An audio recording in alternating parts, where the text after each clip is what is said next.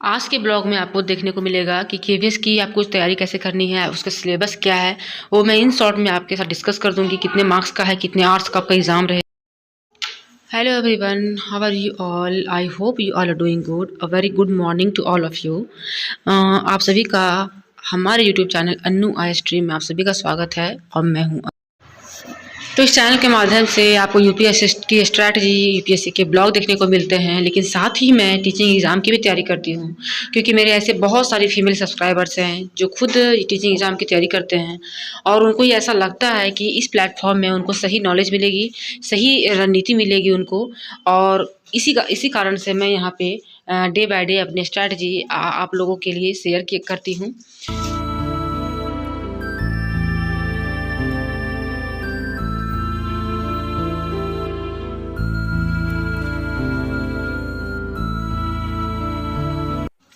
तो चैनल पे पहली बार आए होंगे तो चैनल को लाइक कर दीजिएगा और सब्सक्राइब करना बिल्कुल ही मत भूलिएगा, शेयर कीजिएगा और कमेंट कीजिएगा, ताकि फ्यूचर में आपके आने वाले ब्लॉग्स को आप मिस ना करें और उसको टाइम रहते मोटिवेट हो देख के और अपने लाइफ को थोड़ा चेंज करें।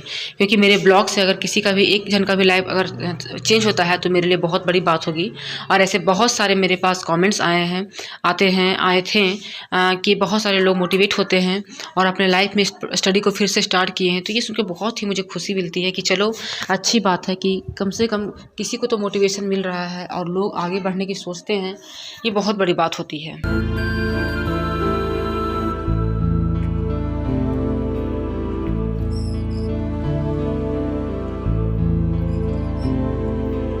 तो जैसा कि मैं आपको बता चुकी हूँ कि मेरे एग्ज़ाम में केवल 1 या 2 मंथ ही बचे हुए हैं। तो उसके लिए मैं ज़ोर शोर से लगी हुई हूँ, जितना मेरे से हो पा रहा है मैं कर ही रही हूँ, क्योंकि ये अचानक नोटिफिकेशन आया है कि एग्ज़ाम होगा। अगर होता है तो अच्छी बात है, अदरवाइज़ नॉलेज कहीं वेस्ट नहीं जाता है। हम लोगों के पास केवीएस का भी फॉर्म निकल चुका है। तो अभी मॉर्निंग का टाइम हो रहा है, मैं खाना भी बना रही हूँ और पढ़ भी रही हूँ। आई थिंक अभी मैं टाइम तो देख के बिल्कुल भी नहीं बैठी हूँ, लेकिन 8 बज रहा होगा और इधर मैं खाना भी बना रही हूँ, पढ़ाई भी कर रही हूँ। तो अब आ गया है दोपहर का टाइम, जो मेरा जो मेन टाइम होता है पढ़ने का, उस टाइम वो टाइम है अभी। तो मैं केवल पढ़ाई पे ही ज़्यादा टारगेट कर रही हूँ, क्योंकि थोड़ा सा ये होता है कि मोटिवेशन मिलता है, मुझे भी मोटिवेशन मिलेगा और आप लोगों को भी मोटिवेशन मिलेगा। तो हम लोग बात करेंगे केवीएस के सिलेबस को लेके। तो किसी भी एग्जाम की आप तैयारी करते हैं तो सबसे पहले आपको उसका सिलेबस के बारे में अच्छे से नॉलेज होना चाहिए और आपको ये देखना है कि जो वहाँ सिलेबस वहाँ पे डिमांड कर रहा है और जो आप तैयारी कर रहे हैं, जिस चीज़ की भी तैयारी कर रहे हैं, आप टीचिंग एग्जाम की तैयारी कर रहे हैं, यूपीएससी की कर रहे हैं या स्टेट पीसीएस की कर रहे हैं, उसमें से कौन कौन सा टॉपिक इसमें कवर कर रहा है। तो उसको आपको थोड़ा सा टाइम लग सकता है इसमें। ऐसी बात नहीं कि टाइम कंज्यूम नहीं करेगा, टाइम कंज्यूम करेगा, लेकिन आपका मान के चलिए कि 2-3 दिन थोड़ा टाइम आपको अच्छे से देना पड़ेगा। जैसे कि कौन सा टॉपिक कहाँ से कवर कीजिएगा, पूरे स्ट्रैटेजी बनाने में आपको भले 1 वीक लग जाए, उससे आपको पीछे नहीं हटना है। ठीक है, आपको अच्छे से स्ट्रैटेजी बनानी है और अच्छे से प्रॉपर तरीके से रखना है कि कौन सा टॉपिक कहाँ से मैच कर रहा है, आपको कैसे पढ़ना है, कब पढ़ना है, कहाँ पढ़ना है। ठीक है, तो जैसे कि मैं यहाँ बताती हूँ आपको सिलेबस, केवीएस पीजीटी सिलेबस। ठीक है, पीजीटी टीजीटी पीआरटी आपका बहुत कुछ तक है, सेम आप कर सकते हैं। आप यहाँ पे सिलेबस देख लीजिए, पीजीटी और टीजीटी आप देख सकते हैं सिलेबस क्या है।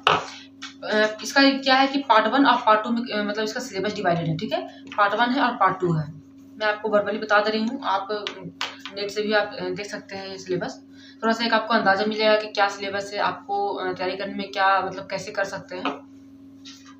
पार्ट 1 में आपका जनरल हिंदी है और जनरल इंग्लिश है। ठीक है, ये जो एग्ज़ाम है वो 150 नंबर का होने वाला है और इसमें क्या है कि आपका 2 घंटे का एग्ज़ाम होगा। ठीक है, तो जनरल इंग्लिश है और जनरल हिंदी है, दोनों है 10-10 मार्क्स का। ठीक है, तो आप देखिएगा कि जो जनरल इंग्लिश है, जनरल हिंदी है, उस जितने भी एग्ज़ाम आपके आते हैं वो बहुत हद तक सिलेबस आपका सेम रहता है, तो आपका उससे कवर हो जाएगा। ठीक है, अब पार्ट 2 में क्या है कि आपको जीके पढ़ना है, general knowledge plus current affair पढ़ना है, तो दोनों को मिला के 10 नंबर का है। तो ये मत सोचिए कि बहुत कम मार्क्स का है, ज़्यादा टफ ये है कि इतना ओरिएंटेड सिलेबस से और मार्क्स आपको एग्जाम क्वेश्चन बहुत लिमिटेड पूछने वाला है, तो थोड़ा सा आपको और उसमें मेहनत करना पड़ेगा।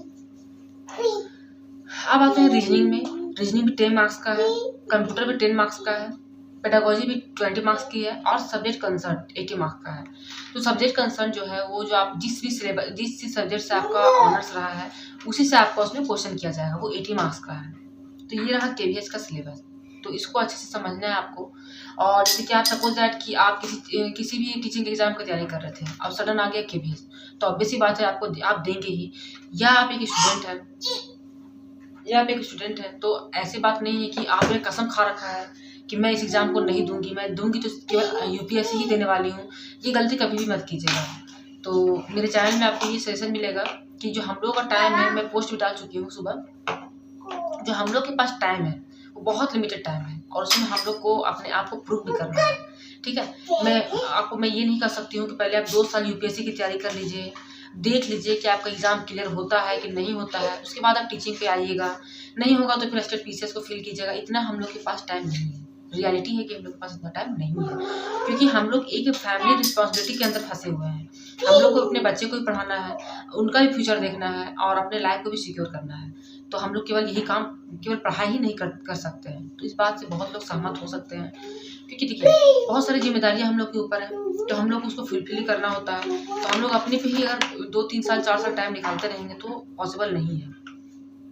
ये हो गया।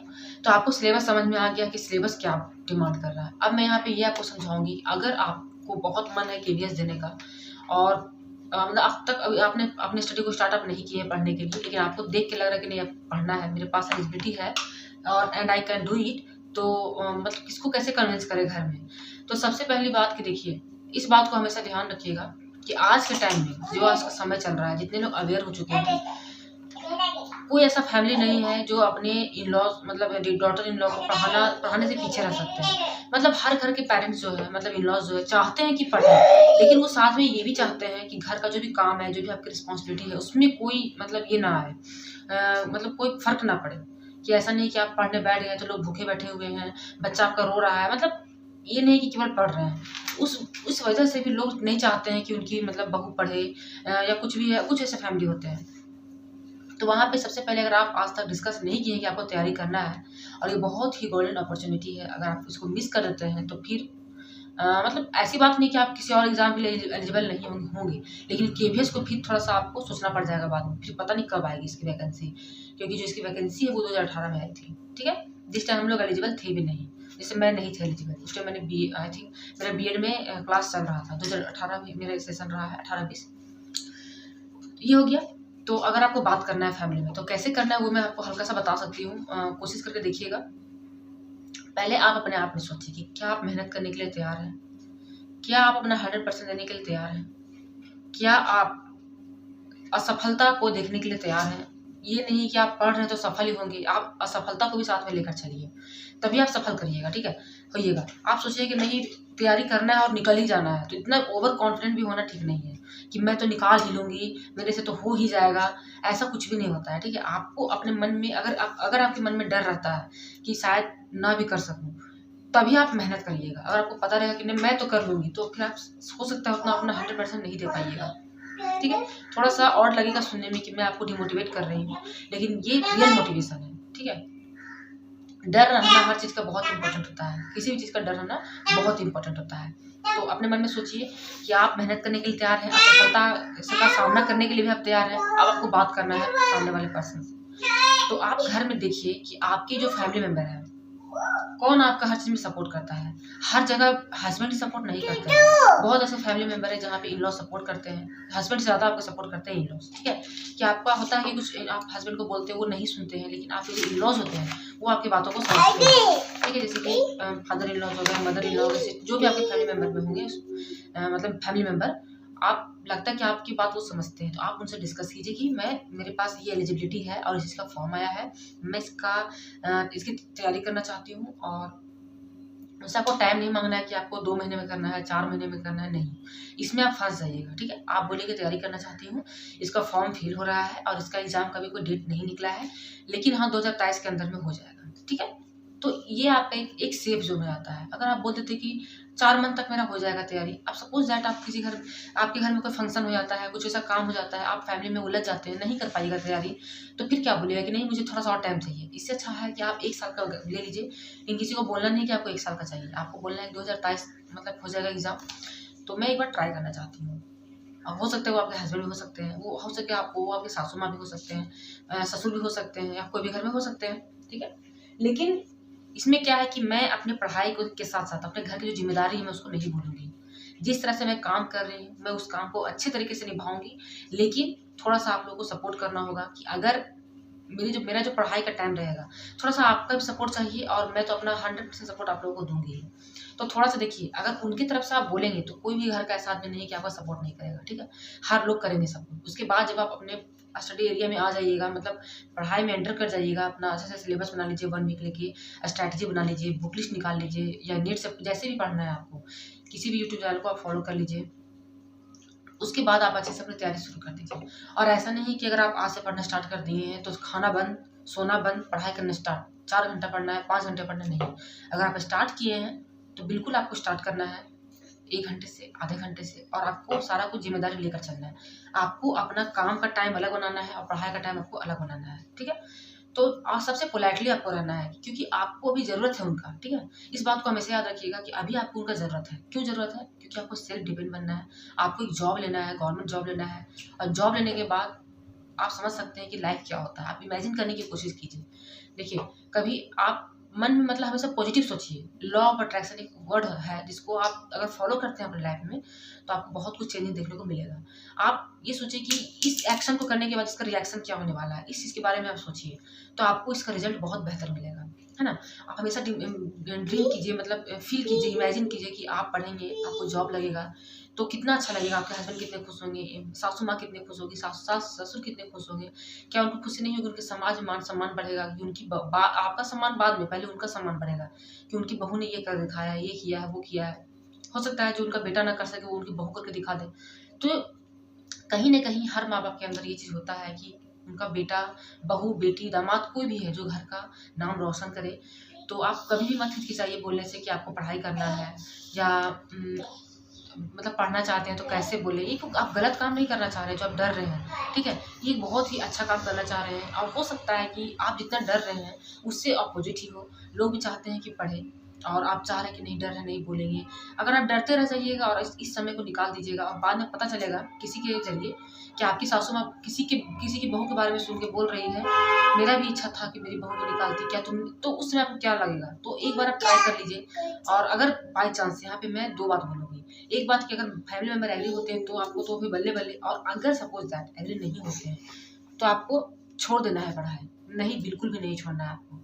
आपको अपने मन में रखना है कि हाँ, मुझे पढ़ना है। अपना काम से आप निश्चिंत हो जाइए और टाइम निकालिए। डेली भी अगर आप 1 घंटा, 1.5 घंटा पढ़ते हैं, इसीलिए मैं आपको स्ट्रैटेजी बनाने बोल रही हूँ कि आप एक स्ट्रैटेजी बनाइए। ख़ैर, इसके बारे में मैं अलग से बताऊँगी कि अगर आपको कोई सपोर्ट नहीं करेगा, आपके पास बच्चे भी हैं, तो आप कैसे इस एग्ज़ाम का तैयारी कर सकते हैं, और सब काम को हैंडल करते हुए कैसे तैयारी कर सकते हैं, इस पे एक अलग वीडियो आएगी। तो चैनल पे पहली बार आए तो चैनल को सब्सक्राइब करना बिल्कुल ही मत भूलिएगा, और वीडियो को लाइक करना है, शेयर करना है, और कमेंट ज़रूर करना है कि मेरी बात आपको कितना मतलब कनेक्ट कर रहे हैं आप मेरी बातों से, और कितना बात आपको मेरा सही लग रहा है। तो मिलूँगी नई वीडियो के साथ, कुछ नए टॉपिक्स के साथ, कुछ नए पॉजिटिविटी के साथ। तो चलिए बाय, और पढ़ते रहिए, पॉजिटिविटी के साथ रहिए, और सक्सेस कीजिए लाइफ में, डरना छोड़िए और आगे बढ़ना शुरू कीजिए।